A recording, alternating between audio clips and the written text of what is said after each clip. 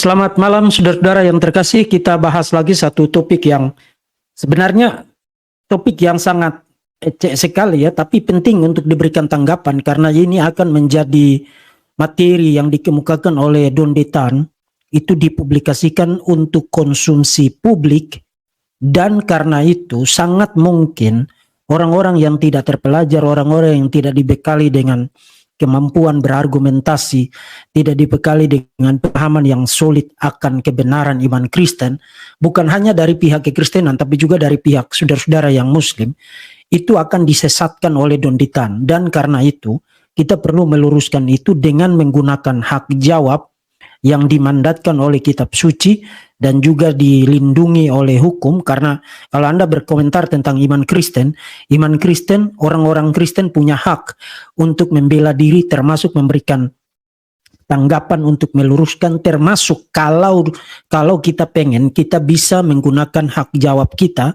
untuk membuat counter attack, dan itu harus dilindungi oleh hukum karena kita tidak mulai duluan, kita tidak mencari-cari masalah, orang yang mulai duluan.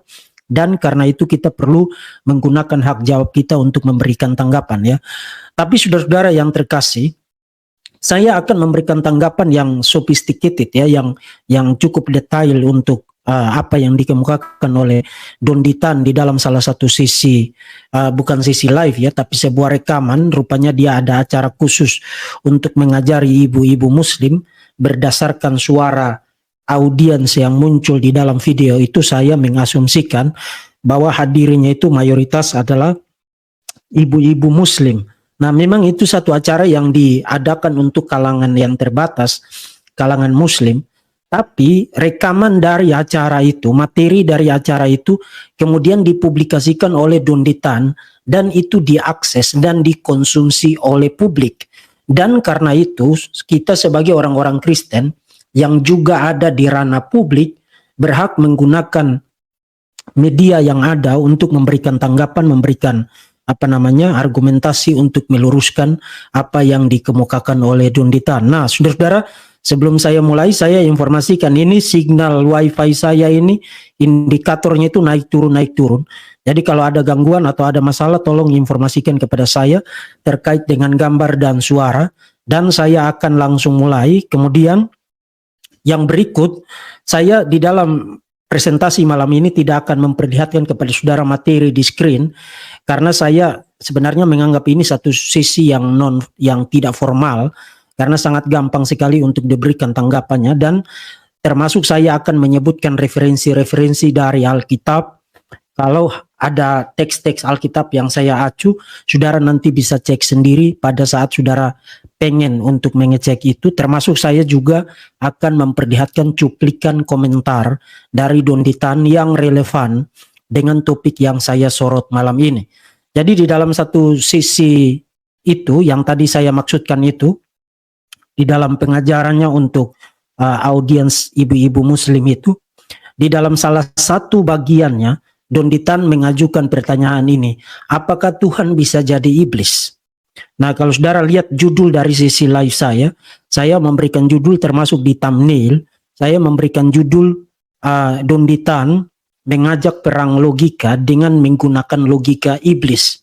Jadi bukan berarti Donde Tan itu iblis. Waktu saya mengatakan menjawab logika iblis Donde Tan, saya tidak mengatakan bahwa Donde Tan itu adalah iblis.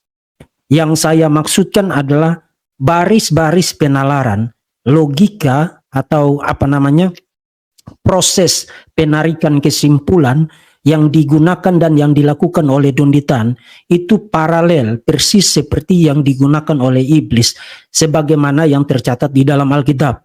Jadi itu yang saya maksudkan dengan subtitle menjawab logika iblis Donde Tan. Di logika iblis ya, bukan Donde Tan-nya yang iblis. Jangan salah paham dan jangan strawman menanggapi atau mengikuti presentasi di dalam sisi ini. Oke saudara-saudara, materi yang saya maksudkan itu berasal dari video yang judulnya sekarang ada di screen, Gen Pita Gerakan Penguat Iman Tauhid Part 2, dipublikasikan di channel Donditan tanggal 11 Februari tahun 2024. Nanti saya akan perlihatkan cuplikan dari apa yang dikemukakan Donditan terkait dengan topik ini. Tapi ada satu komentar ringan untuk judul yang diberikan oleh atau judul dari gerakan ini ya, Gerakan Penguat Iman Tauhid. Nah, kalau kamu membuat gerakan penguat iman tauhid, secara implikasi iman tauhidmu itu selama ini sangat lemah sekali. Jadi kamu perlu memperkuat itu. Jadi kalau iman tauhidmu saja lemah, kemudian kamu perlu bikin satu acara dengan gerakan penguat iman tauhid, maka saya sorry ya, saya tidak bermaksud melecehkan atau merendahkan, tapi ini lucu bagi saya ya. Kamu selama ini mengasumsikan iman tauhid, petantang-petenteng ke sana kemari, berkomentar ndak tahu juntrungan, hajar sana, hajar sini, ndak pakai otak karena kamu berpikir bahwa tauhid itu benar. Tapi mendadak kamu bikin satu acara dengan judul Gerakan Penguat Iman Tauhid, yang imply-nya adalah jadi orang-orang imply-nya adalah iman tauhid itu sangat lemah sekali. Mungkin selemah sapu ijuk ya. Selemah apa namanya? Helai sapu ijuk. Jadi kamu perlu perkuat itu ya. Anyway, saudara-saudara, materi dari video itu penuh dengan berbagai macam straw man, kesalahpahaman demi kesalahpahaman, betul-betul luar biasa. Donditan itu membuat kekristenan itu menjadi sis kabab. Dia seenak udelnya berkomentar tentang iman Kristen dengan berbagai macam topik di dalam video itu, termasuk sangat mungkin juga di dalam part 1-nya ya, karena video yang saya rujuk sekarang adalah part 2-nya. Sangat luar biasa amburadul. Dan karena itu saudara-saudara, meskipun beberapa orang mengatakan bahwa yang begitu-begitu sangat remeh sekali, saya tahu itu remeh. Tapi saya mempertimbangkan kepentingan yang jauh lebih besar. Saudara-saudara, publik di Indonesia itu mayoritas orang itu tidak punya pendidikan yang cukup tinggi. Dan orang-orang seperti Donditan ini punya peluang besar untuk menyesatkan publik yang tidak punya pendidikan semacam itu. Dan itu sebabnya kita perlu mengambil waktu untuk memberikan tanggapan. Dan karena itu juga, saudara-saudara yang mengikuti sesi ini jangan hanya mengikuti hanya untuk mengikuti. Tapi mari ambil bagian, sebarkan, bagikan, dan lain sebagainya.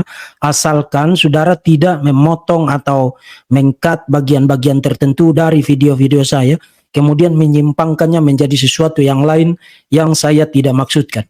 Persebaran cuplikan video-video saya yang dilakukan tanpa izin dari channel ini, itu tidak ada di dalam tanggung jawab saya. Jadi kalau terjadi sesuatu karena orang mencomot, mencuplik, atau mengkat bagian-bagian tertentu out of context dari channel ini, itu di luar dari tanggung jawab saya. In fact, kalau saya tahu, saya akan strike copyright kepada saudara-saudara. Nah, saudara, dari cuplikan yang ada di materi judul yang ada sekarang di screen ini, saudara, saya akan perlihatkan kepada saudara apa yang dikatakan Donditan yang relevan dengan judul dari sesi ini. Dan karena itu mari kita lihat dulu apa yang dikatakan oleh Donditan. Dan sebagai disclaimer, penggunaan materi dari channel Donditan itu diambil tidak untuk tujuan yang lain, tapi untuk tujuan memberikan tanggapan, tujuan memberikan komentari, tujuan untuk memberikan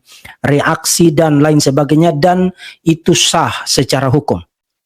Sah secara hukum. Secara hukum kita boleh menggunakan materi, menggunakan rujukan referensi untuk tujuan komentari, untuk tujuan edukasi, dan untuk tujuan membuat reaksi. Itu sah-sah saja. Jadi kita tidak akan menyimpangkan itu. Kita memperlihatkan sebagai bukti, sebagai acuan untuk memberikan tanggapan. Jadi itu menganulir aturan tentang copyright. Itu harap diperhatikan karena YouTube ini sudah beberapa kali itu tidak fair terhadap saya. Ketika saya membuat tanggapan-tanggapan semacam ini, mendadak video saya hilang dari YouTube. Kemudian mereka bikin alasan bahwa video Anda melanggar peraturan komunitas. Apanya yang melanggar? Perhatikan dulu kontennya. Jadi mari kita memberikan disclaimer semacam itu sebelum kita memperlihatkan apa yang dikatakan oleh Pak Donditan ya. Mari saya perlihatkan kepada saudara-saudara sekalian. Oke, mari kita lihat apa yang dikatakan Pak Donditan. Nanti mereka bilang Tuhan itu maha kuasa. Karena dia Maha Kuasa, kita manusia tidak boleh membatasi kuasa Tuhan. Mereka kan bilang gitu Pak, biasanya yang level-level penginjil atau pendekar gitu. Karena Tuhan Maha Kuasa, dia bisa jadi apa aja termasuk jadi manusia. Artinya maksudnya Tuhan jadi Yesus gitu. Ya kan? Jadi manusia atau untuk menentukan sosok manusia. Gimana kita menghadapi pernyataan-pernyataan seperti itu? Ini buat ibu-ibu ini penting nih, karena ibu nanti bisa mengajari anak-anaknya nih. Ya, buat bapak-bapak juga nih, kalau bapak-bapak mungkin lebih banyak di kantor nih, saya nangkap ibu-ibu yang harus menjaga anak-anaknya. Mereka bilang, karena Tuhan Maha Kuasa, maka dia bisa menjadi apa saja termasuk menjadi manusia untuk menyelamatkan manusia. Ada yang memang karena begitu besar kasih Allah kepada dunia ini sehingga dia oleh hanya menunggal pada siapa percaya kepada dia memperoleh hidup yang kekal, gitu ya. Ya kita tanya aja, kan kita sudah punya nih akidah di dalam Islam nih, kita sudah mengenal sifat Allah, ya kan? Bagaimana mungkin dua sifat bisa menyatu di dalam satu entitas? Ya, mungkin nggak kira-kira kalau saya melihat, tapi saya juga buta? Nggak mungkin. Mungkin nggak kalau saya memang pintar, tapi sekaligus juga bodoh? Sekaligus gitu, pada saat yang sama, di entitas yang sama, kan tidak mungkin. Jadi kalau mereka berkata Tuhan Maha Kuasa, maka dia bisa berkuasa, bisa jadi apa aja, termasuk jadi manusia. Ya kita tanya aja, bisa Tuhan jadi iblis? Ya, kita tahu kan sifat Allah Maha benar, Maha baik. Iya, kalau manusia atau iblis gimana? Manusia tidak mungkin Maha suci, manusia tidak mungkin Maha benar, manusia adalah tempatnya salah, iblis juga tempat yang jahat. Bagaimana mungkin Allah yang mempunyai sifat yang baik-baik, yang benar, bisa pada saat yang sama menjadi manusia, iblis yang tidak maha gitu. Iya, oke, saudara-saudara sudah lihat apa yang dikatakan oleh Pak Donditan. Sekarang saya remove dia dari screen saya. Semua poin penting di dalam cuplikan tadi itu nanti akan saya tanggapi di dalam presentasi ini dengan saya akan awali terlebih dahulu memberikan pengantar dan disclaimer terkait dengan apologetika Kristen. Saudara yang ikuti channel ini mungkin saudara akan berpikir bahwa ini sudah terlalu sering diulangi, tapi harus. Kita hidup di dalam satu negara yang bicara dari satu ujung lidah, katanya negara hukum, kemudian semua itu equal before the law, tapi di dalam penerapannya itu tidak begitu.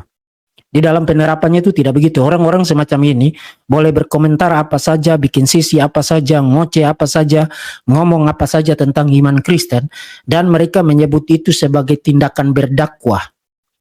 Tapi kalau orang Kristen itu memberikan tanggapan, memberikan jawaban, termasuk memberikan counter attack, membahas tentang Islam, mendadak labelnya itu berubah. Jadi kalau mereka yang lakukan itu berdakwah, tapi kalau dilakukan oleh orang-orang Kristen maka itu penistaan agama.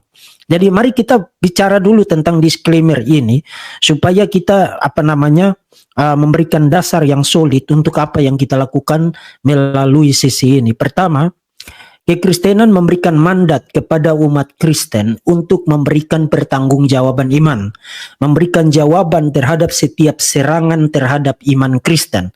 Dan mandat itu kemudian diformulasi dan dirumuskan setelah dikaji dengan saksama, dirumuskan menjadi satu disiplin ilmu, satu bidang ilmu yang disebut dengan apologetika Kristen. Jadi apologetika Kristen itu sederhananya berarti orang-orang Kristen menggunakan hak mereka untuk memberikan pertanggungjawaban iman atau memberikan pembelaan terhadap iman Kristen. Nah, saudara jangan salah, Tuhan itu tidak perlu dibela. Tuhan Yesus itu tidak perlu dibela. In fact di dalam sesi sebelum cuplikan tadi, kalau saudara nonton video itu, Donditan ada ngoceh satu bagian tentang penyaliban Yesus yang mengasumsikan orang Kristen harusnya membela Tuhan Yesus. No, orang Kristen tidak harus membela Tuhan Yesus. Dia bilang begini, kalau saudara lihat Yesus disalib, saudara mau tidak menggantikan Tuhan Yesus, membela Tuhan Yesus? Tuhan Yesus tidak perlu dibela. Tuhan tidak perlu dibela. Tapi iman kepada Tuhan Yesus, iman kepada Tuhan, iman kepada apa yang diajarkan di dalam iman Kristen, itu wajib dibela. Karena iman itu bicara tentang formulasi dan proposisi-proposisi doktrinal. Jadi kalau kamu salah paham terhadap kekristenan, membuat serangan yang strawman, bahkan salah terhadap kekristenan wajib meluruskan itu, wajib untuk memperbaiki itu, dan wajib memberikan edukasi kepada kamu supaya jangan salah paham terhadap iman Kristen. Jadi kalau kamu menggunakan hakmu di hadapan publik untuk ngoceh tentang iman Kristen dan itu salah, itu tidak tepat sasaran, itu salah sasaran, maka kekristenan wajib juga menggunakan hak jawabnya di hadapan publik dan hukum harus melindungi itu untuk memberikan pembelaan terhadap iman Kristen. Dan ayat-ayatnya itu ada di screen, saya tidak perlu ulangi, tapi ini saya sudah bahas berulang kali, jadi ada dasar Alkitabnya untuk apa yang kita lakukan sekarang. Jadi kalau Donditan dan pihak Muslim atau para polemikus Muslim merasa bahwa mereka punya dasar, punya dalil untuk melakukan apa yang mereka lakukan, kekristenan juga punya dasar, punya dalil untuk apa yang kita lakukan saat ini, yaitu memberikan tanggapan apologetik terhadap satu ocehan yang tidak berdasar dari Donditan mengenai iman Kristen. Jadi apa yang kita lakukan sekarang itu sah, bukan hanya secara teologis, tapi sah secara hukum. Itu yang pertama. Kemudian, untuk tanggapan terhadap materi atau isi cuplikan yang tadi saya perdengarkan dan perlihatkan kepada saudara, saya punya 3 poin penting. Pertama, saya akan memperlihatkan bahwa Donditan itu secara strawman, secara salah kaprah, membuat formulasi mengenai doktrin inkarnasi dan penebusan yang diimani di dalam kekristenan yang kekristenan yang historik, dan kekristenan yang rasuli. Kemudian yang kedua, saya akan memberikan tanggapan untuk salah satu proposisi, salah satu poin yang dikemukakan Donditan di dalam cuplikan tadi, mengindikasikan bahwa doktrin inkarnasi itu sebuah kontradiksi logis. Bahkan dia kasih contoh, apakah saya bisa buta sekaligus melihat pada saat yang sama? Nah, saudara tidak bisa buta sekaligus melihat dengan mata saudara ini pada saat yang sama. Itu satu kontradiksi, satu proposisi yang kontradiktif. Jadi dia menyamakan, memparalelkan doktrin inkarnasi dengan contoh, bisakah saya buta sekaligus melihat pada saat yang sama? Artinya itu, kalau itu kontradiksi, maka doktrin inkarnasi itu adalah sebuah kontradiksi. Nah, saya akan perlihatkan bahwa doktrin inkarnasi itu, in fact, itu tidak melanggar hukum non-kontradiksi. Itu poin yang kedua. Dan poin yang ketiga, saya akan membahas secara khusus tentang pertanyaan Donditan, tentang apakah Tuhan bisa jadi iblis atau tidak. Nah, saudara-saudara yang mengikuti channel ini, saudara tahu bahwa saya tidak akan melakukan sesuatu yang logical fallacy dan lain sebagainya, termasuk secara strawman, menyerang Donditan untuk argumennya. Saya akan tempatkan apa pertanyaan Donditan tentang apakah Tuhan bisa jadi iblis di dalam konteks maksud Donditan yang tadi saya sudah perlihatkan kepada saudara melalui cuplikan dari video yang dia publikasikan di channelnya. Pada poin ini saya akan memperlihatkan bahwa logika atau baris-baris penalaran yang digunakan oleh Donditan dan yang dia ajarkan kepada ibu-ibu muslim itu persis paralel dengan logika yang digunakan oleh iblis ketika mencobai Tuhan Yesus. Dan karena itu saya menyebutnya sebagai logika iblis Donditan. Nah, tadi saya katakan subtitle itu logika iblis Donditan tidak berarti saya mengatakan Donditan adalah iblis. Yang saya katakan adalah logika atau baris-baris penalaran yang digunakan oleh Donditan itu persis adalah baris-baris penalaran yang digunakan oleh iblis ketika mencobai Tuhan Yesus. Maka logika itu, baris-baris penalaran itu secara teologis atau secara sah dapat disebut sebagai logika iblis. Jadi Donditan menggunakan logika iblis untuk ngajarin ibu-ibu muslim itu menyerang iman Kristen. Itu pada poin yang ketiga.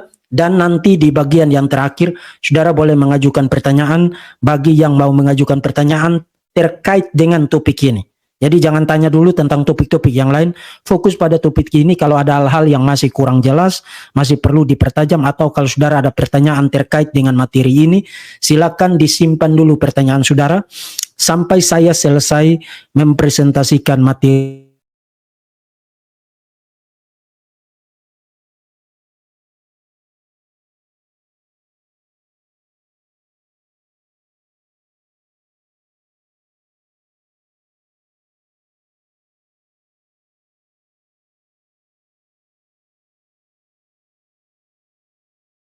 Sorry. Kita mulai dari yang pertama, saudara. Donditan membuat formulasi stroman atau formulasi yang salah mengenai doktrin iman Kristen. Kalau saudara perhatikan di dalam cuplikan video tadi, Donditan mengatakan menurut orang-orang Kristen, Tuhan itu maha kuasa dan tidak ada yang dapat membatasi kuasa Tuhan. Maka Tuhan bisa menjadi apa saja, termasuk menjadi Yesus. Satu kali lagi. Menurut Donditan, tadi saya sudah perlihatkan kepada saudara ya. Jadi saya tidak stroman di dalam mendeskripsikan ulang apa yang dikatakan Donditan. Menurut Donditan, orang-orang Kristen berargumentasi mengenai inkarnasi Tuhan Yesus itu berdasarkan kemahakuasaan Tuhan. Jadi karena Tuhan maha kuasa dan tidak ada yang dapat membatasi kuasa Tuhan, maka Tuhan bisa menjadi apa saja, salah satunya atau termasuk menjadi Tuhan Yesus. Itu stroman. Itu salah. No, orang Kristen tidak berargumentasi tentang inkarnasi itu begitu. Jadi kalau saudara orang Kristen, selama ini saudara pikir doktrin inkarnasi itu saudara bisa bela dengan menggunakan argumen yang tadi, ya seperti yang dikemukakan oleh Donditan, itu salah. Dan bahkan itu berbahaya kalau saudara menggunakan argumen itu. Saudara, saya akan perlihatkan kepada saudara di dalam poin yang ini. Saya akan perlihatkan kepada saudara di dalam poin yang ini. Pertama kita akan lihat dulu argumen yang benar. Argumen yang benar mengenai doktrin inkarnasi itu apa. Kemudian yang kedua, kita akan memperlihatkan bahwa berdasarkan argumen yang benar itu, poin-poin apa saja, poin-poin keberatan apa saja yang dapat diblokir seketika. Yang dapat diblokir seketika kalau kita secara tepat, secara precise, secara persis memformulasi premis-premis, memformulasi logik, memformulasi argumen untuk doktrin inkarnasi dan penebusan Kristus. Jadi dengarkan baik-baik. Doktrin inkarnasi itu tidak semata-mata didasarkan atas premis tentang kemahakuasaan Tuhan. Itu kalau saudara hanya mendasarkan doktrin inkarnasi pada premis tentang kemahakuasaan Tuhan, itu saudara akan jatuh ke dalam lubang yang sangat dalam. Tidak heran Donditan itu mengajarkan sesuatu yang salah. Karena dia semata-mata memahami, oh orang Kristen kenapa percaya ya Tuhan jadi manusia? Karena Tuhan maha kuasa. Jadi seakan-akan doktrin inkarnasi itu basicnya, premis dasarnya itu hanya soal kemahakuasaan Tuhan. Itu salah. Itu salah. Kalau kita tidak perlu perlihatkan ayat per ayat di sini, kita bicara saja secara sintetis, bicara saja secara umum berdasarkan total skriptura, totalitas ajaran Alkitab. Premis pertama. Jadi saya akan perlihatkan kepada saudara formulasi argumen yang tepat untuk doktrin inkarnasi. Gunakan ini, gunakan argumen ini, dan saudara tidak akan terkalahkan. Begitu saudara bicara tentang doktrin inkarnasi. Premis pertama, Tuhan itu maha kuasa, Tuhan itu maha adil, dan Tuhan itu maha kasih. Jadi saudara lihat premis pertama, langsung membantah Donditan. No, doktrin inkarnasi bukan hanya soal Tuhan itu maha kuasa, tapi juga soal sifat Tuhan yang maha adil dan sifat Tuhan yang maha kasih. Saudara harus mulai dari premis itu. Jadi premis pertama untuk doktrin inkarnasi adalah Tuhan itu maha kuasa, Tuhan itu maha kasih, dan Tuhan itu maha adil.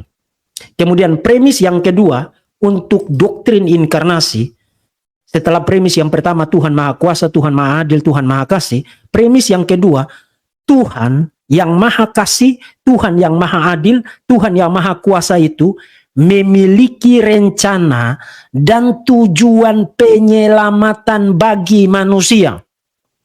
Itu premis yang kedua. Premis yang kedua saya ulangi. Tuhan yang maha kuasa, Tuhan yang maha adil, Tuhan yang maha kasih, memiliki rencana dan tujuan penyelamatan bagi manusia. Itu premis yang kedua. Premis yang ketiga, untuk menggenapi rencana dan tujuan penyelamatan itu, Tuhan yang maha kasih, Tuhan yang maha adil, Tuhan yang maha kuasa itu harus menjadi manusia. Nah, stop dulu sampai di sini sebelum kita lihat kesimpulannya. Kenapa Tuhan yang maha kuasa, Tuhan yang maha adil, dan Tuhan yang maha kasih itu harus menjadi manusia? Karena dia punya tujuan penyelamatan. Nah, tujuan penyelamatan itu terjadi melalui apa? Terjadi pada klimaksnya itu melalui penderitaan, melalui kematian dan kebangkitan Yesus. Jadi kalau untuk klimaks dari penggenapan tujuan penyelamatannya itu harus terjadi melalui penderitaan, kematian dan kebangkitan Yesus, maka dia harus jadi manusia. Dia harus jadi manusia. Untuk dia bisa jadi manusia, dia harus maha kuasa. Untuk dia menjadi manusia, supaya memenuhi tujuan dari penyelamatannya itu harus didasarkan atas keadilannya dan kasihnya bagi manusia. Itu sebabnya dia punya tujuan untuk menyelamatkan. Karena kalau dia tidak menjadi manusia, dia tidak dapat menjadi juru selamat. Dia tidak dapat menjadi juru selamat. Yes, dia tidak dapat menjadi juru selamat. Kamu pikir bahwa Tuhan tidak bisa jadi manusia dan Tuhan tidak boleh jadi manusia karena Tuhan bisa langsung mengampuni kamu, itu adalah dusta. Itu adalah sesuatu yang bahkan tidak ada di dalam kenyataan. Saya kasih saudara satu contoh. Kalau saudara membunuh seseorang, apakah adil hakim itu kemudian memutuskan, oh karena saya mengasihi kamu, kemudian saya akan bebaskan kamu dari segala tuntutan karena saya mengasihi kamu? Tidak bisa. Hakim itu tidak bisa sekadar mengampuni saudara atas kejahatan yang saudara lakukan. Tidak bisa. Di satu sisi kalau dia sekadar mengampuni saudara, memang itu membuktikan dia punya kasih, dia punya pengampunan. Tapi kalau dia mengampuni tanpa menghukum, dia tidak adil. Jadi kalau Tuhanmu tidak menjadi manusia untuk menyelamatkan manusia dari dosa, Tuhanmu itu tidak adil. Keadilan Tuhan dan kasih Tuhan, kuasanya itu menjadi sinkron secara sempurna melalui inkarnasi. Dan karena itu kesimpulannya, Tuhan menjadi manusia. Jadi saudara lihat runut dari premis-premisnya, Tuhan maha kuasa, Tuhan maha adil, Tuhan maha kasih. Itu premis pertama. Premis kedua, Tuhan yang maha kuasa, Tuhan yang maha adil, Tuhan yang maha kasih itu memiliki rencana dan tujuan penyelamatan bagi manusia. Dan yang ketiga, untuk menggenapi tujuan penyelamatan bagi manusia, Tuhan yang maha kuasa, Tuhan yang maha adil, Tuhan yang maha kasih itu harus menjadi manusia. Dan kesimpulannya, karena itu Tuhan menjadi manusia. Itu argumen yang valid dan argumen yang sound. You tidak bisa refute itu berdasarkan ajaran Alkitab. Nah, kalau saudara sudah formulasi argumennya begitu, sekarang mari kita lihat, argumen itu akan memblokir. Argumen itu akan memblokir sejumlah keberatan, termasuk apa yang dikatakan oleh Don Ditan di dalam ocehannya yang tidak bermutu itu. Pertama, argumen yang tadi, formulasi argumen yang tadi akan memblokir keberatan bahwa Tuhan tidak dapat menjadi manusia. Saudara, ini juga keberatan yang sering kali digunakan oleh Muslim kan? Tuhan tidak dapat menjadi manusia. Tuhan tidak bisa menjadi manusia. No, itu sudah diblokir. Kalau you bilang Tuhan tidak bisa menjadi manusia, berarti yang you tolak adalah kemahakuasaan Tuhan. Yes, Tuhan bisa menjadi manusia karena dia maha kuasa. Tapi ingat tadi, saya katakan, premis pertamanya itu bukan hanya soal kemahakuasaan Tuhan, tapi maha adil dan maha kasih.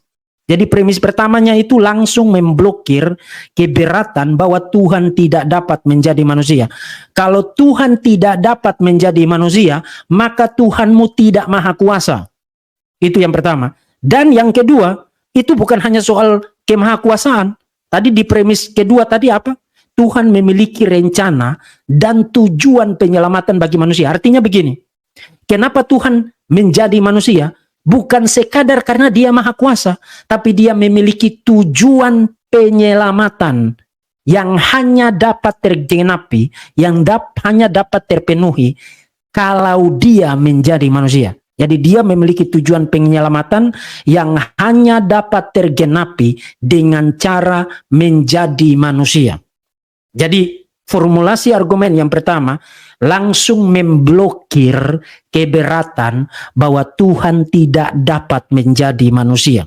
Yes, Tuhan bisa menjadi manusia, dan Tuhan menjadi manusia karena dua alasan.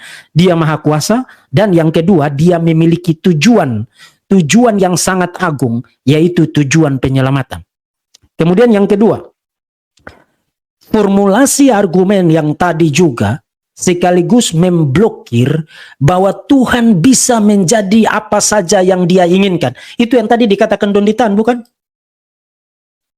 Oh, orang Kristen bilang Tuhan itu maha kuasa, maka Tuhan bisa jadi apa saja. Itu stupid. Orang Kristen tidak boleh berargumentasi begitu, dan orang Kristen tidak berargumentasi begitu. Just because Tuhan itu maha kuasa tidak berarti dia bisa jadi apa saja. Satu kali lagi, just because Tuhan maha kuasa tidak berarti Tuhan bisa jadi apa saja. Orang Kristen tidak boleh berargumentasi begitu, dan itu tidak digunakan di dalam literatur-literatur standar, digunakan oleh para teolog kita dan para ahli sistematik kita, para ahli dogmatika kita ketika mereka bicara tentang inkarnasi. No, para ahli kita tidak berargumentasi bahwa karena Tuhan maha kuasa maka dia bisa jadi apa saja. No, misalnya begini. Karena Tuhan maha kuasa maka dia berkuasa untuk menjadi sebongkah batu. Ya, karena dia maha kuasa maka dia bisa jadi apa saja. No, itu stupid. Pertama, kemahakuasaan itu tidak berarti dia bisa menjadi apa saja. Itu salah. Karena kemahakuasaan tidak berarti bahwa Tuhan bisa menjadi sesuatu yang bertentangan dengan dirinya sendiri. Misalnya begini, kalau kamu berargumentasi bahwa karena Tuhan maha kuasa, maka dia berkuasa untuk tidak menjadi Tuhan. Itu stupid. Karena kemahakuasaan tidak berarti Tuhan bisa menjadi apa saja, meskipun itu bertentangan dengan dirinya sendiri. Jadi, kalau kamu mengaplikasikan doktrin kemahakuasaan Tuhan secara eksaustif, tanpa limitasi, maka kamu akan jatuh ke dalam logika dangdutnya Don Ditan tadi.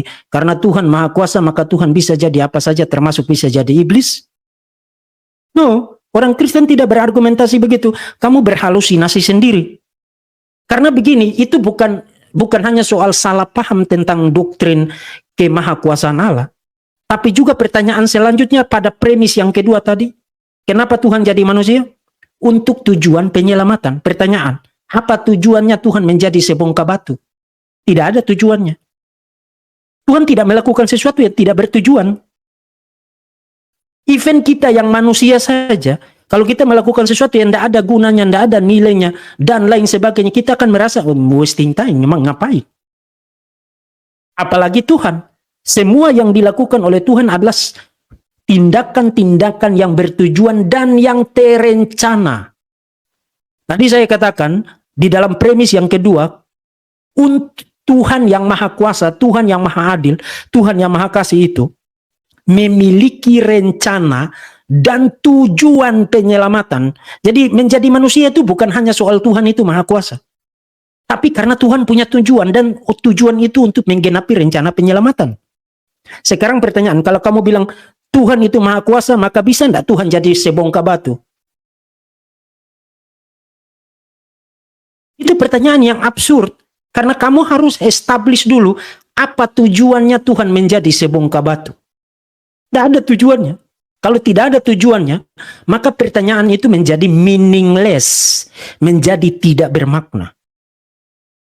Jadi formulasi argumen yang tadi memblokir keberatan bahwa karena Tuhan Maha Kuasa, maka Tuhan bisa jadi apa saja seperti yang digunakan oleh Dunditan. Itu argumen yang bodoh sekali. Itu bodoh sekali. Itu strawman terhadap iman Kristen. Itu poin yang kedua. Kalau saudara menggunakan formulasi argumen yang tepat, argumen itu satu kali lagi memblokir keberatan bahwa karena Tuhan Maha Kuasa, maka Tuhan bisa menjadi apa saja yang Dia inginkan. Itu salah sekali. Kemudian yang ketiga, formulasi argumen yang tadi memblokir keberatan bahwa Tuhan tidak bisa mati. Nah, keberatan itu sekaligus adalah sesuatu yang juga strawman. Karena benar Tuhan tidak bisa mati, Tuhan juga tidak bisa makan. Maksud saya di dalam keadaannya sebagai Tuhan, satu kali lagi, di dalam keadaannya sebagai Tuhan, Tuhan memang tidak bisa mati. Kamu yang baru lahir abad ke-7, di padang pasir yang sangat gersang di jagat raya ini saja, kamu tahu bahwa Tuhan tidak bisa mati. Kekristenan itu sudah lahir berabad-abad. Kami sudah baca kitab suci sebelum kamu itu ada. Kami tahu Tuhan itu kekal, Tuhan itu sempurna, Tuhan itu immutable, Tuhan itu impossible, Tuhan itu aseiti. Tuhan itu tidak dapat berubah dan tidak dapat menyangkal dirinya sendiri. Tuhan itu tidak dapat mengalami kematian, tidak dapat mengalami kelelahan. Tuhan itu tidak bisa tidur di dalam keadaannya sebagai manusia. Tapi apa yang dikatakan doktrin inkarnasi? Tuhan menjadi manusia. Persis karena Tuhan tidak bisa mati, maka Tuhan jadi manusia. Itulah sebabnya Alkitab mengatakan Dia dibunuh dalam keadaannya sebagai manusia. 1 Petrus pasal 3 ayat 18. Atau Filipi pasal 2. Ayatnya yang ke-7 mengatakan Dia mengosongkan dirinya menjadi sama dengan manusia, mengambil rupa seorang hamba dan menjadi sama dengan manusia. Dan ayat yang ke-8, dan dalam keadaannya sebagai manusia atau dalam kodratnya sebagai manusia, dalam hakikatnya sebagai manusia, Ia telah merendahkan dirinya dan taat sampai mati, bahkan mati di atas kayu salib. Jadi kalau kamu ngoceh tentang Yesus makan makanan, Tuhan kok makan makanan, Tuhan kok tidur seperti Sanihu Munur, Tuhan kok butuh timba, Tuhan tidak bisa mati, goblok kau. Kamu yang bego aja kamu ngerti tentang itu kok. Kamu mau ngoceh-ngoceh begitu tentang kepada orang Kristen. Orang Kristen itu sudah canggih banget teologinya, udah canggih banget. Kami punya banyak sekali teolog, punya banyak sekali filosof, berbagai macam ahli di dalam kekristenan itu kami punya. Dan penuh di dalam dunia ini, universitas-universitas terbaik di dalam dunia ini ada teolog-teolog handal kami. Masa kami tidak tahu tentang itu? Itu sebabnya dengarin dulu, jangan benturing-benturing kepala. Kemudian mendadak kamu muncul dan pakai topi, kemudian bikin sesi live terus. Kami tahu Tuhan tidak bisa mati, Tuhan tidak bisa makan, Tuhan tidak bisa tidur, tidak bisa kelelahan. Dalam keadaannya sebagai Tuhan. Itulah sebabnya doktrin inkarnasi mengatakan Tuhan menjadi manusia. Nah, nanti apa maksudnya Tuhan menjadi manusia akan saya jelaskan. Tapi waktu orang Kristen mengatakan Yesus mati melalui penyaliban, Yesus lapar, Yesus haus, Yesus tertidur, Yesus berdoa. Misalnya Donditan, Yesus kau berdoa semalaman, kala-kala orang jaga ronda malam. Karena kamu bego, kemudian ada di dalam lingkungan yang isinya juga manusia bego semua, maka orang bego plus orang bego yang hasilnya bego kuadrat. Jadi dalam keadaannya sebagai manusia dia mengalami semuanya itu, itulah sebabnya Tuhan menjadi manusia. Nah, itu 3 keberatan yang langsung diblokir secara otomatis. Kalau saudara berangkat dari formulasi argumen yang tadi saya kemukakan kepada saudara. Jadi saudara lain kali berargumentasi tentang inkarnasi, tentang penebusan Kristus, formulasi argumen. Saya saudara ya, premis pertama, Tuhan itu Maha Kuasa. Tapi jangan titik sampai, kalau kamu sampai di sini kemudian langsung berangkat kepada Tuhan di manusia, kamu akan jadi siskabab. Kamu masuk dalam yang sangat rusak. Premis pertama harus dilanjutkan. Tuhan itu Maha Kuasa, Maha Adil, dan Maha Kasih. Kombinasikan 3 sifat Tuhan di situ.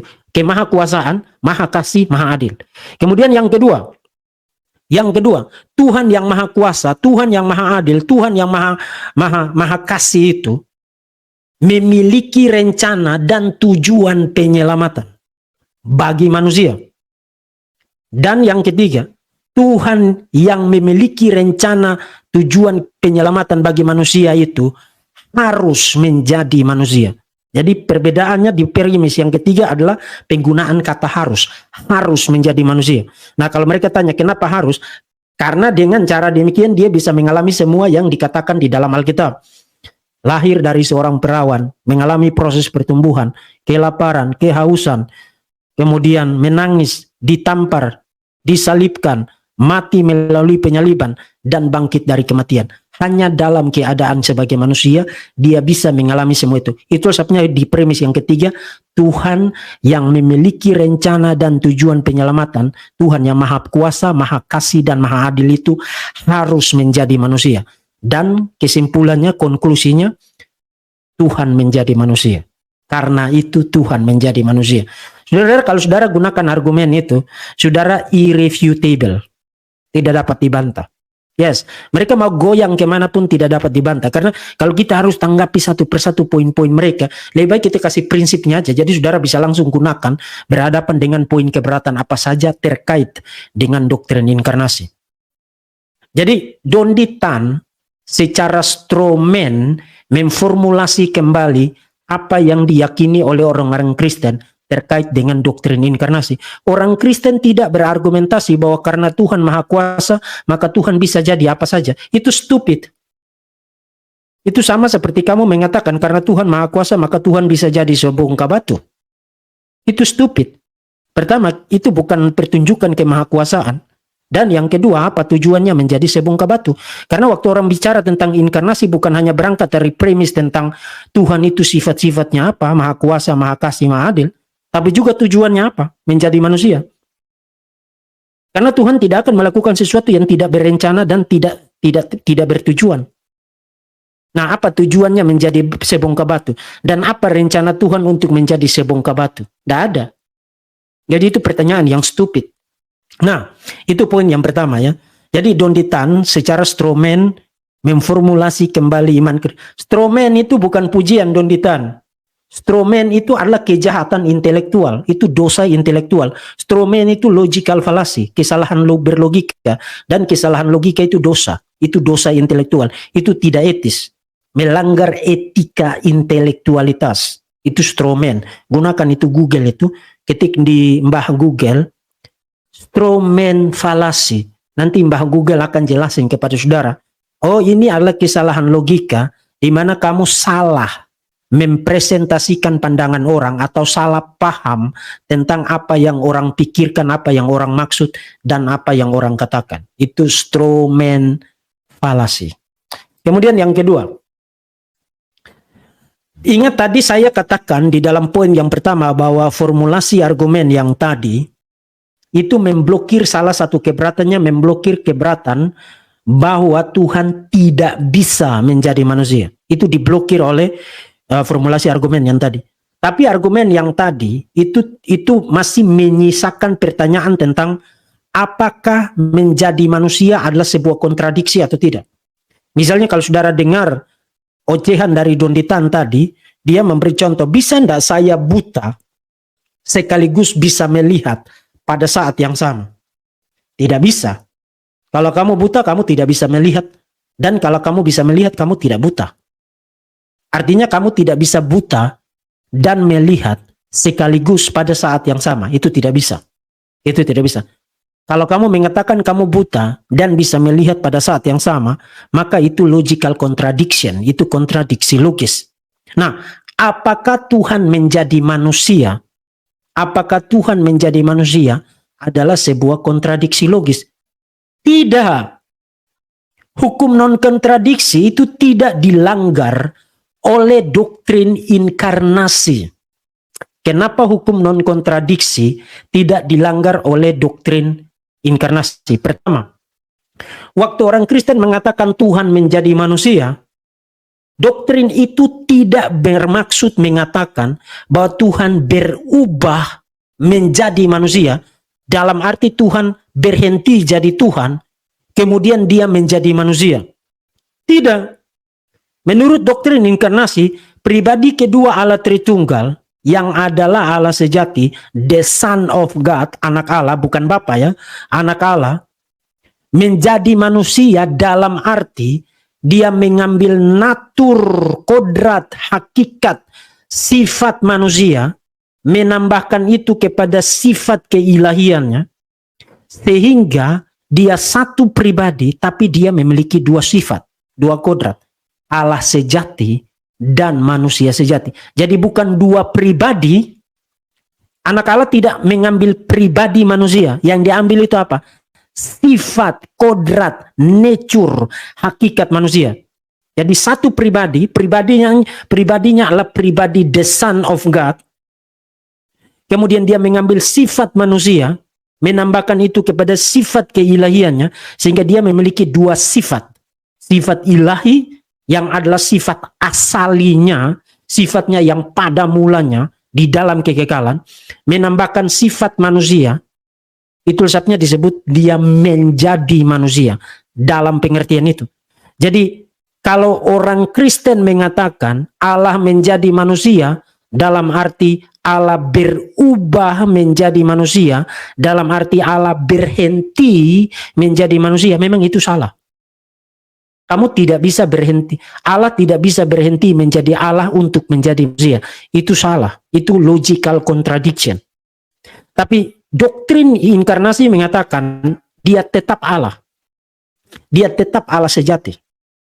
Tapi untuk menjadi manusia, dia tidak kehilangan kealahannya, tidak kurang kealahannya. Dia tetap adalah Allah sejati, mengambil hakikat manusia sejati, menambahkannya kepada sifat keilahiannya, memiliki dua sifat. Itu sebabnya disebut hypostatic union. Hypostatic union itu berarti Kristus itu satu pribadi dengan dua sifat. Nah, maka pertanyaan, bisakah satu pribadi memiliki dua sifat? Bisa dong. Kenapa tidak bisa? Contohnya apa? Ya Tuhan Yesus. Memang di dalam pengalaman kemanusiaan kita secara umum, kita hanya memiliki satu pribadi, satu sifat. That's it. Kita tidak memiliki dua sifat. Tapi bukan berarti tidak ada. Contohnya Tuhan Yesus. Kamu hanya bisa bilang tidak ada kalau kamu menolak doktrin Allah, doktrin inkarnasi. Artinya penolakanmu sendiri harus kamu buktikan. Bukan sesuatu yang sifatnya aksiomatis. Penolakanmu itu sendiri harus kamu buktikan. Bahwa doktrin itu berkontradiksi, yang nyatanya tidak berkontradiksi. Karena pada saat orang Kristen mengatakan Yesus pada saat yang sama adalah Allah sejati dan manusia sejati, orang Kristen tidak mengatakan bahwa Allah sejati ini adalah manusia sejati. No. Sifat Allah sejati itu satu hal, manusia sejati itu satu hal, di dalam satu pribadi. Jadi itu bukan kontradiksi. Saya kasih saudara satu contoh. Tapi ini contoh yang sangat terbatas. Saya tidak bermaksud mengatakan bahwa doktrin inkarnasi analoginya itu. Bukan. Itu bukan maksud saya. Saya tidak menganalogikan doktrin inkarnasi di sini. Saya hanya akan menganalogikan bahwa satu hal bisa memiliki dua sifat sekaligus. Pada saat yang sama. Unite menjadi satu hal. Misalnya, kalau saudara gambar lingkaran, kemudian lingkarannya itu lingkaran yang berwarna merah. Itu satu objek. Lingkaran berwarna merah kan? Satu objek. Tapi dia punya dua sifat loh. Sifat sebagai lingkaran dan sifat warna merah. Sifat warna. Warna itu bukan lingkaran. Lingkaran itu bukan warna merah. Tapi bisa unite enggak? Bisa. Jadi itu bukan logical contradiction. Karena warna itu bukan lingkaran. Lingkaran itu bukan warna. Tapi bisa unite. Misalnya saudara bikin lingkaran berwarna merah. Jadi satu hal bisa memiliki dua sifat sekaligus. Bisa dong. Kenapa tidak? Bahkan bisa lebih dari satu kok. Jadi itu bukan merupakan logical contradiction. Nah, saya tidak mengatakan bahwa doktrin inkarnasi itu seperti begitu. In fact, kalau saudara gunakan analogi yang tadi untuk inkarnasi, saudara akan jatuh ke dalam ajaran sesat yang disebut dengan eutikisme ya. Eutikus ajaran dari Eutikus ya, bahwa apa namanya dua nature itu bercampur kemudian menjadi sesuatu yang lain. Analogi saya tadi tentang lingkaran berwarna merah tadi itu hanya dimaksudkan untuk membuktikan bahwa satu hal dengan dua sifat itu bukan logical contradiction. In fact itu ada di dalam kenyataan. Misalnya saya perlihatkan kepada saudara, bukan hanya itu, mungkin lebih jadi jangan gunakan analogi ini untuk inkarnasi ya. Ini saya hanya mau berargumentasi bahwa satu hal dengan dua sifat atau bahkan lebih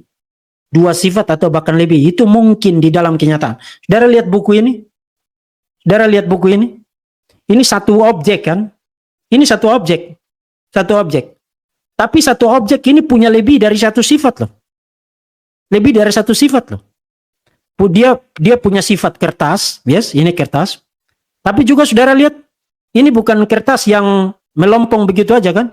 Ada kertas ditulis dengan warna apa?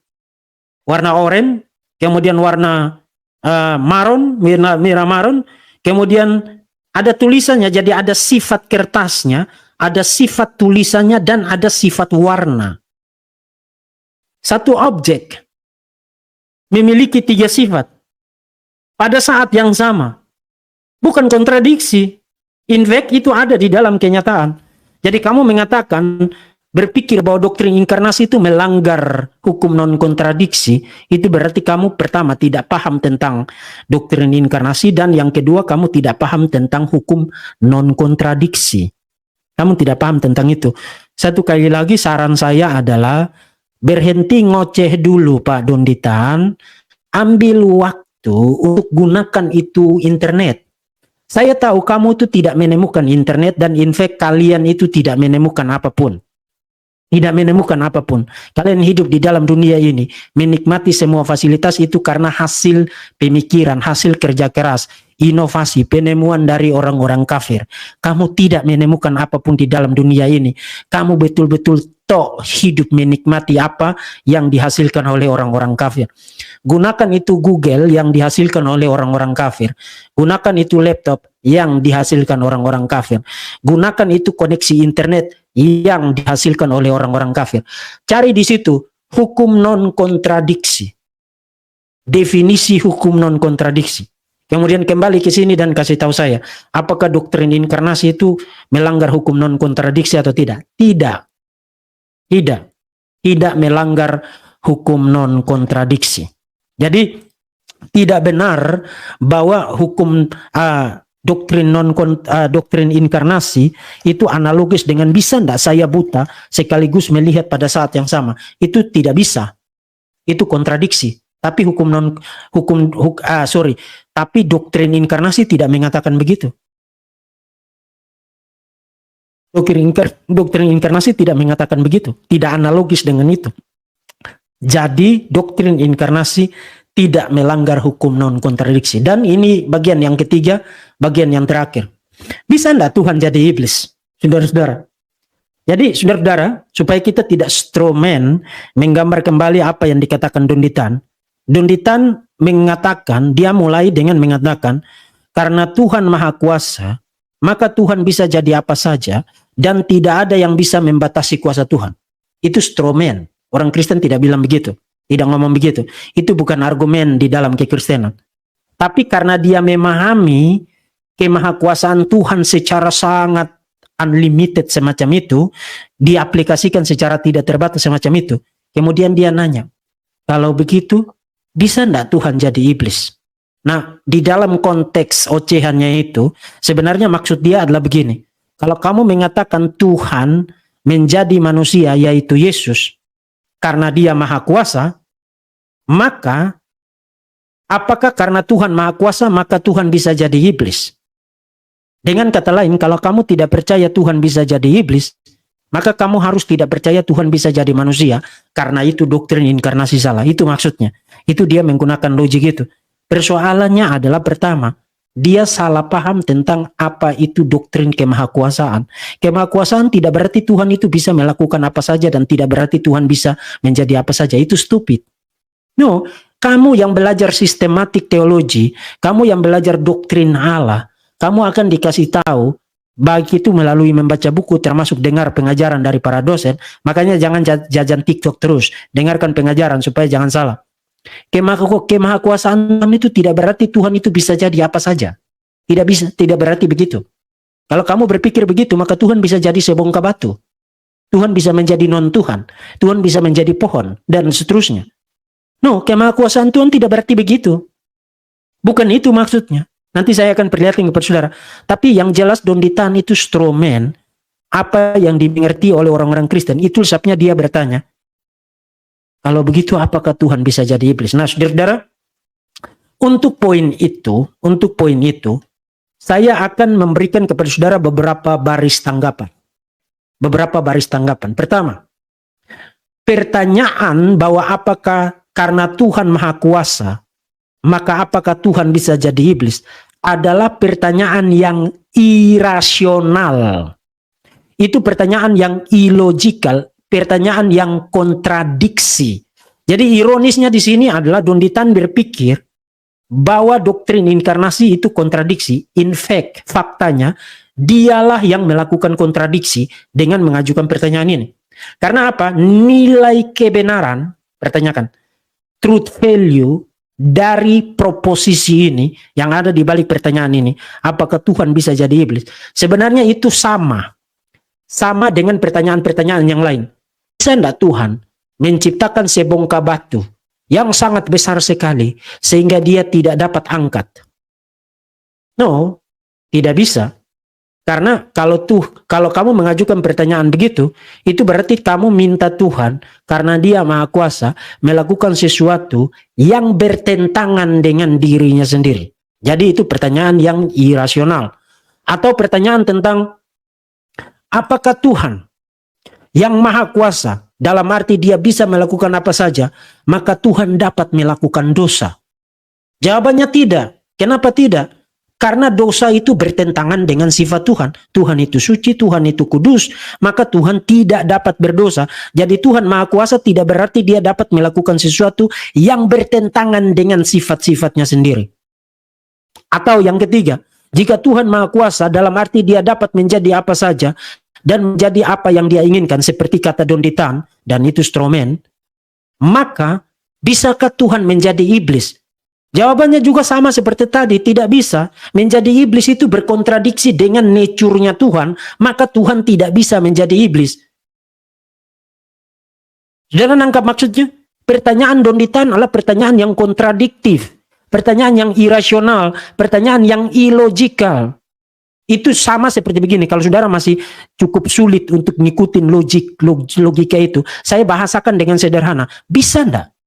Bisa enggak kamu membuat gambar berbentuk segitiga dan lingkaran pada saat yang sama? Membuat gambar lingkaran berbentuk segitiga. Bisa enggak? Enggak bisa. Segitiga adalah segitiga, lingkaran adalah lingkaran. Mengatakan bahwa bisa enggak kamu menggambar lingkaran berbentuk segitiga, berarti kamu mengajukan pertanyaan yang kontradiktif. Karena lingkaran tidak berbentuk segitiga dan segitiga tidak berbentuk lingkaran. Ngerti enggak? Ngerti enggak? Atau bisa enggak, atau beberapa ya, contoh yang sering saya gunakan untuk saudara. Bayangkan saudara pergi ke warung, kemudian saudara panggil waitressnya ya, pramusajinya.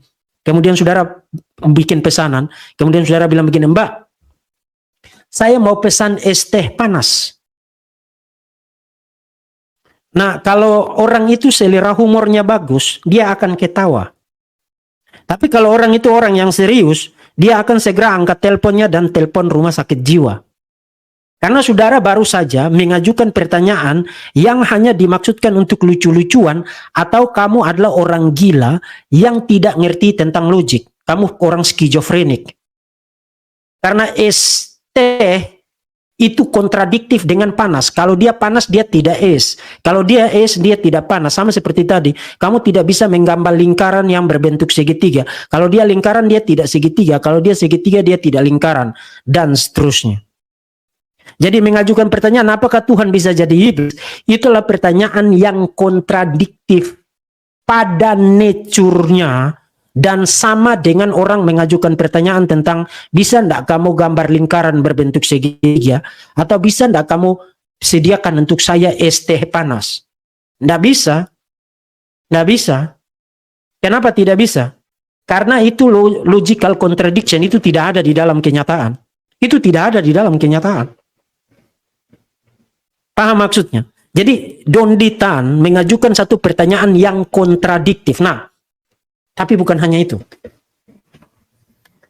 Lebih mengerikannya lagi adalah kalau saudara mengerti baik tentang Alkitab, saudara akan langsung ingat bahwa pernah ada satu peristiwa, dan ini mengantar kita kepada poin saya yang ketiga, poin saya yang terakhir, mengenai logika iblis yang digunakan oleh Dondi Tan. Kalau saudara ngerti baik Alkitab, saudara akan langsung ingat akan satu peristiwa. Satu peristiwa yang dicatat di dalam Injil Matius, Injil Markus dan Injil Lukas. Matius pasal 4 ayat 1 sampai 11, Markus pasal 1 ayat 12 sampai 13, Lukas pasal 4 ayat 1 sampai 13. Peristiwa yang sangat terkenal. Peristiwa tentang pencobaan Yesus di padang gurun. Nah, coba lihat dari sudut pandang yang nanti akan saya kasih tahu kepada saudara-saudara. Pertanyaan saya, untuk kita tidak perlu baca teks itu. Saudara tahu tentang narasi itu. Pertanyaan saya yang pertama itu begini. Waktu iblis mencobai Yesus, apakah iblis tahu Yesus itu anak Allah yang kekal? Tahu dong. Dari mana kita tahu bahwa iblis tahu Yesus itu anak Allah yang kekal? Dari pertanyaan-pertanyaannya. Pertanyaan iblis atau cobaan iblis dimulai dengan apa? Jika engkau anak Allah.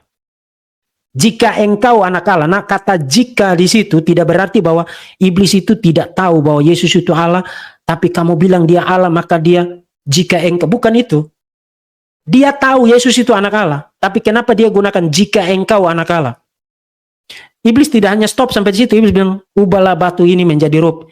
Artinya mengasumsikan kalau engkau anak Allah dalam arti engkau maha kuasa, sekarang saya tantang kamu untuk mengubah batu menjadi roti. Artinya apa? Kedua, Yesus ditantang oleh iblis untuk melakukan sesuatu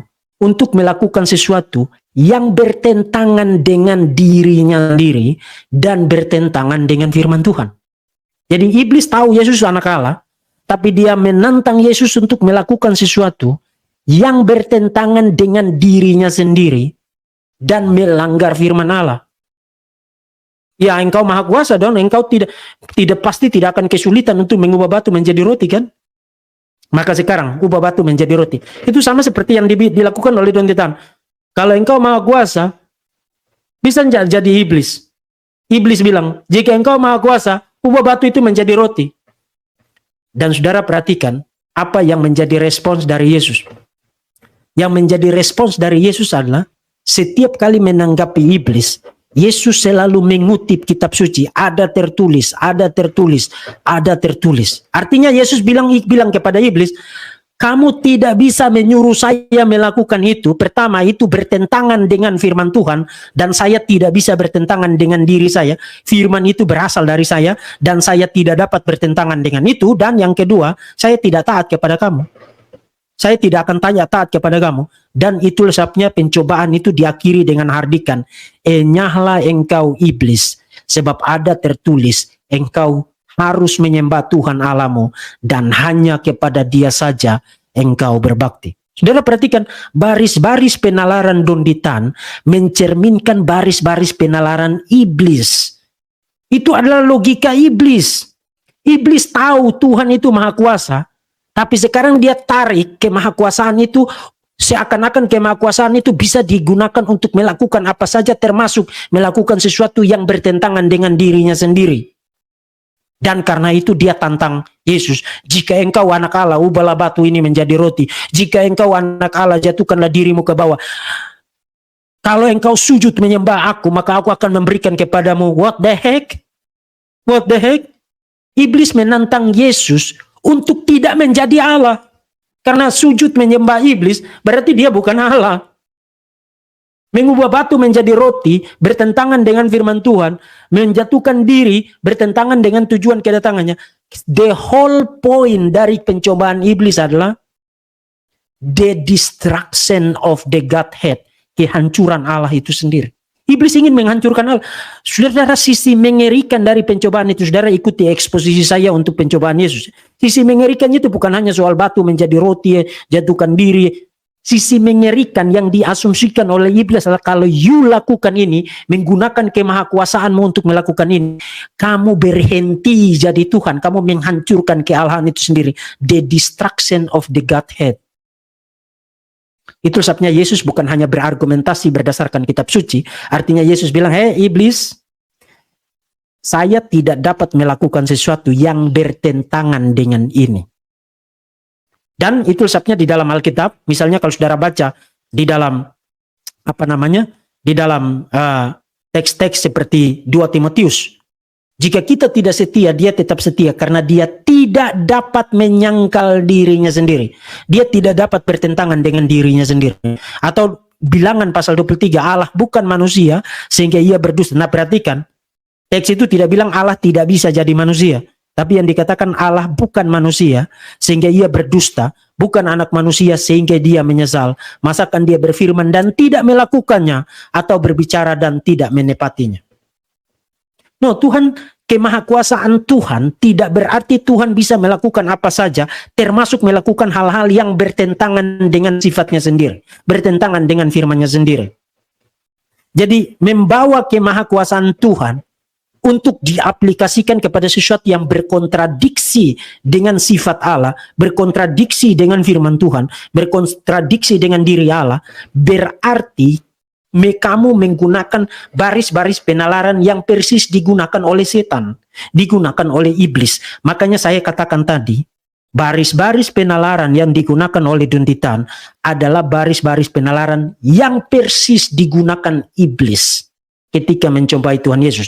Nah, saya tidak mengatakan bahwa Duntitan itu iblis, satu kali lagi ya. Tapi baris-baris penalarannya itu adalah baris-baris penalaran iblis, baris-baris penalaran diabolik. Dan yang harus dilakukan orang Kristen bukan hanya harus berargumentasi berdasarkan Alkitab seperti yang dilakukan oleh Yesus.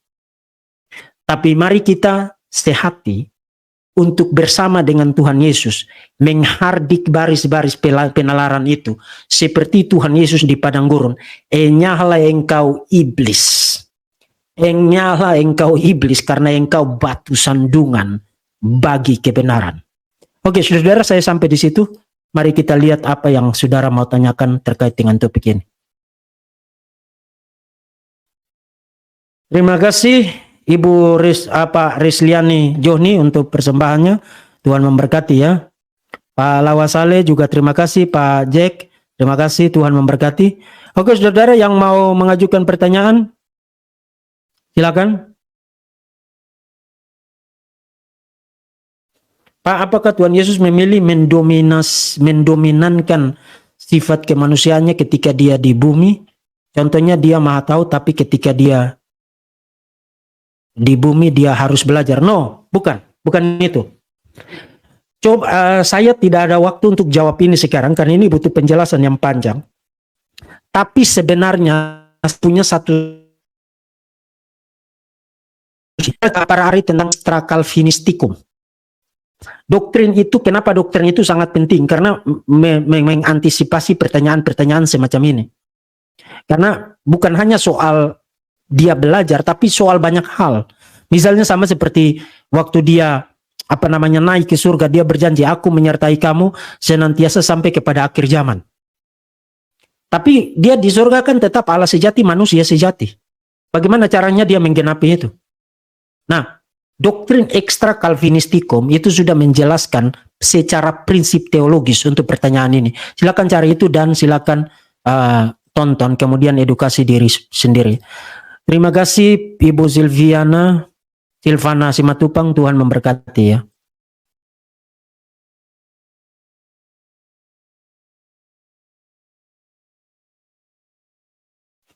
Saudara masih ada pertanyaan enggak?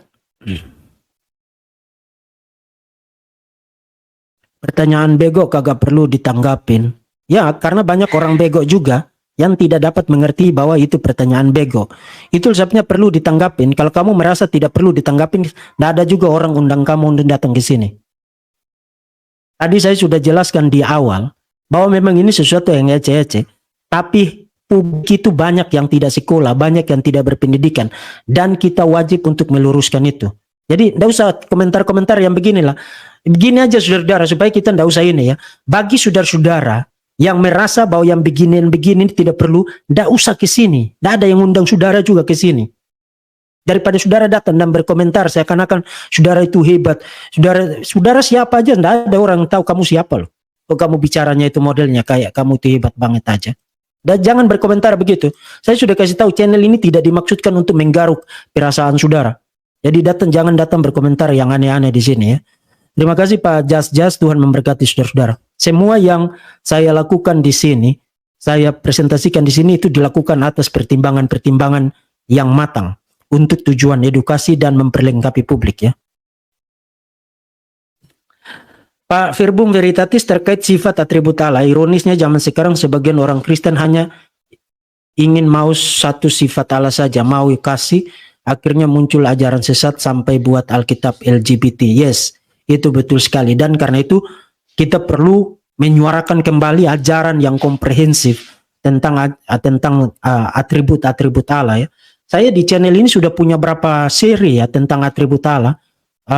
Aseiti Allah, kemudian apa ya. Nanti saya akan lanjutkan lagi karena itu sangat penting sekali. Ingat waktu saya bahas tentang doktrin divine simplicity, kesederhanaan Allah, saya mengatakan bahwa kita dapat mengenal Allah dengan mengenal sifat-sifatnya. Karena ingat Alkitab itu mengekuivokasi, menyamakan antara sifat Allah dengan diri Allah itu sendiri. Misalnya di dalam surat 1 Yohanes, Allah adalah kasih. Allah adalah kasih. Jadi Allah adalah sifat-sifatnya. Artinya kalau kita mau mengenal Allah, kita harus kenal sifat-sifat Allah itu.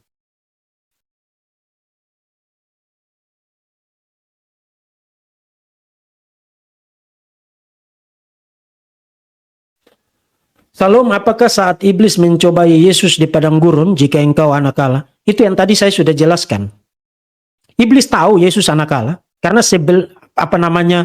dia mulai dengan premis, jika engkau anak Allah, ubahlah batu ini menjadi roti. Nah, tantangan itu hanya masuk akal kalau dia tahu Yesus mampu mengubah batu menjadi roti. Jadi pertanyaan itu bukan karena dia tidak tahu Yesus itu anak Allah, tapi yang kesalahan dia adalah salah mengaplikasikan kemahakuasaan itu. Seakan-akan kalau Tuhan itu maha kuasa, kalau sang anak Allah itu maha kuasa, maka kemahakuasaan itu bisa digunakan untuk melakukan apa saja. Itu blundernya iblis itu di situ. Dan itulah blundernya Donditan juga di situ. Seakan-akan karena Allah maha kuasa, maka Allah bisa jadi iblis. Jadi di situ poin blundernya.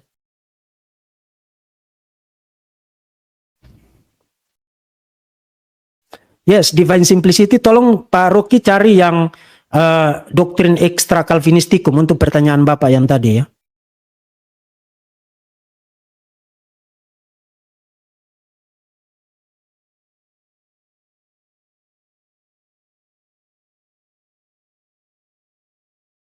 Saya lagi lihat ke atas kalau ada pertanyaan lagi.